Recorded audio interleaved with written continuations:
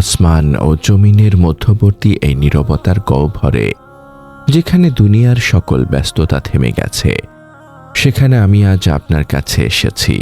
হে আরশের অধিপতি, হৃদয়ের গভীরে জমে থাকা এক অব্যক্ত শীতলতা নিয়ে, এমন এক অনুভূতি যা কোনো উষ্ণতার কাছে পরাজিত হয় না, বরং ভেতরের সকল দহনকে শান্ত করে দেয়।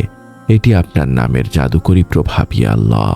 এই শীতলতাই তো আমার ভাঙা আত্মাকে জোড়া লাগানোর একমাত্র মলম। আসসালামু আলাইকুম ওয়া রাহমাতুল্লাহি ওয়া বারাকাতুহু।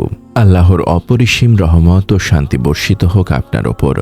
হে প্রিয় শ্রোতা, এই মোনাজাতের ক্ষণটুকু আপনার একান্ত নিজস্ব। আল্লাহর সঙ্গে আপনার ব্যক্তিগত ফিসফিসানি। যখন হৃদয় ভারাক্রান্ত হয়, যখন কেউ আপনাকে বোঝে না, তখন এই বার্তাগুলোই আপনাকে সান্ত্বনা দেবে। এই শীতলতার অনুভব যেন আপনার জীবনের প্রতিটি মুহূর্তকে শান্তিতে ভরে দিতে পারে।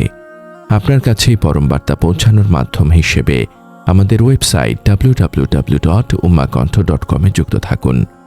যদি এই মোনাজাত আপনার হৃদয়ের গভীরে স্পর্শ করে, তবে একটি লাইক ও মন্তব্য করে আমাদের জানান। আপনার একটি শেয়ার হয়তো বহু হতাশাগ্রস্ত আত্মাকে আল্লাহর পথে ফিরিয়ে আনতে পারে। আপনার প্রতিটি সমর্থন আমাদের এই দাওয়ার পথে পাথেয়, তা যেন আপনার জন্য একটি চলমান সাদাকায়ে জারিয়া হয়।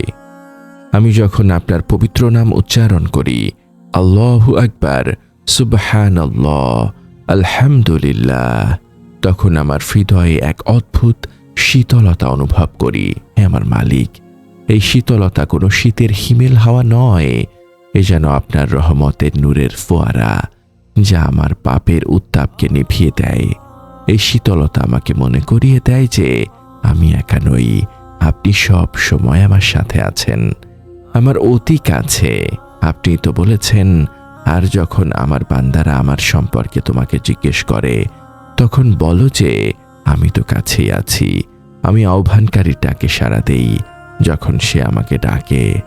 সূরা আল বাকারা আয়াত 186। এই শীতলতা সেই নৈকট্যের প্রমাণ, ইয়া রব। আমার রব, যখন আমি দুনিয়ার চাপে অস্থির হয়ে যাই, যখন মানুষ আমাকে অবহেলা করে দূরে ঠেলে দেয়, তখন আপনার এই শীতল নামটি আমাকে এক দুর্ভেদ্য আশ্রয়ের সন্ধান দেয়। মানুষ হয়তো আমাকে পরিত্যাগ করতে পারে, কিন্তু আপনি তো কখনো আমাকে ছাড়েন না। এই যে কষ্ট ও হতাশা আমার জীবনে আসে, তা কেন আসে?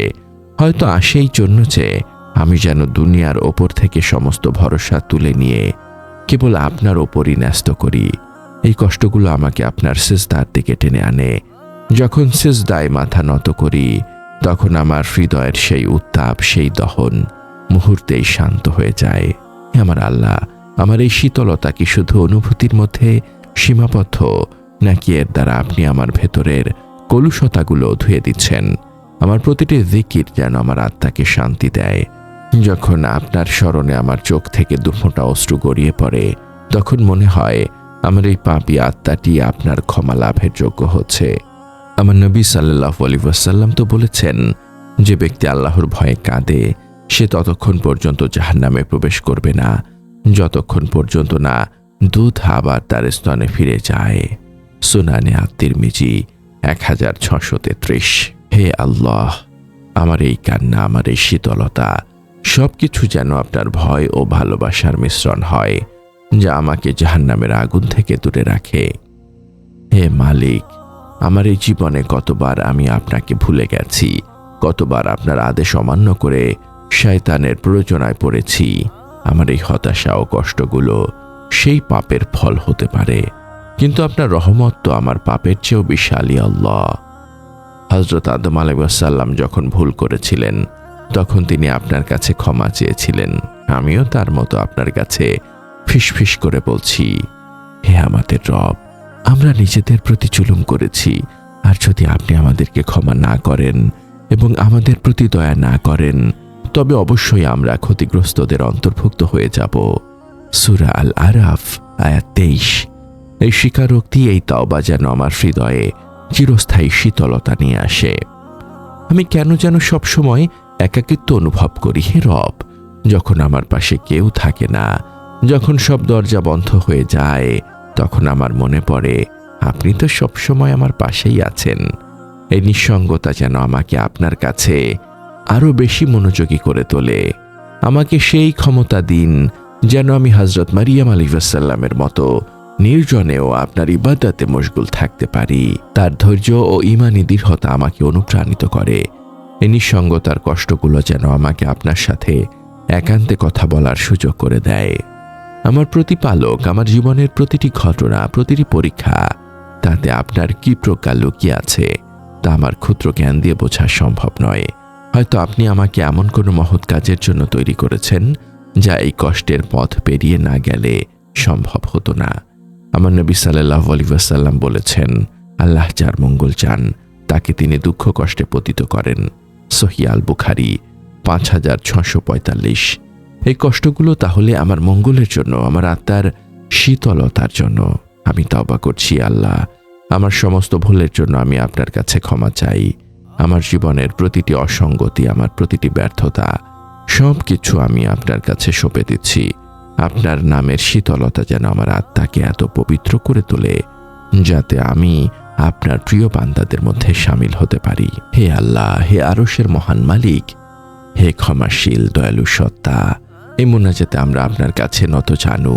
আমাদের হৃদয়ের এই শীতলতাকে আরো বাড়িয়ে দিন, যা আপনার নাম জপলেই অনুভূত হয়।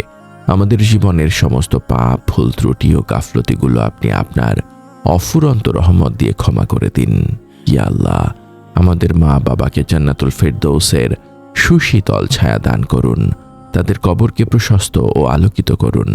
যারা আমাদের প্রিয়জন, যারা আপনার ডাকে সাড়া দিয়ে চলে গেছেন, তাদের ওপর আপনার দয়া বর্ষণ করুন। যারা জীবিত আছেন তাদেরকে দিনের ওপর অটল থাকার এবং নেক আমল করার তৌফিক দিন। হে আমার মালিক, আমাদের রিজিককে হালাল ও বরকতময় করুন। আমাদেরকে যেন কখনো কারো মুখাপেক্ষী না হতে হয়। আমাদের ওপর থেকে সকল প্রকার ঋণ ও দুশ্চিন্তা দূর করে দিন। আমাদেরকে সব ধরনের ফিতনা যা ঈমান নষ্ট করে দেয় তা থেকে রক্ষা করুন। আমাদেরকে এমন ধৈর্য দিন যা সকল বিপদ আপদে আমাদেরকে স্থির রাখে। হে আল্লাহ, আমাদের অন্তরকে আপনার নূর দিয়ে আলোকিত করুন। আমাদেরকে অহংকার, হিংসা ও লোক দেখানোর মনোভাব থেকে মুক্ত রাখুন। আমাদের প্রতিটি ইবাদত, প্রতিটি সিজদা ও প্রতিটি জিকির যেন আপনার কাছে কবুল হয়।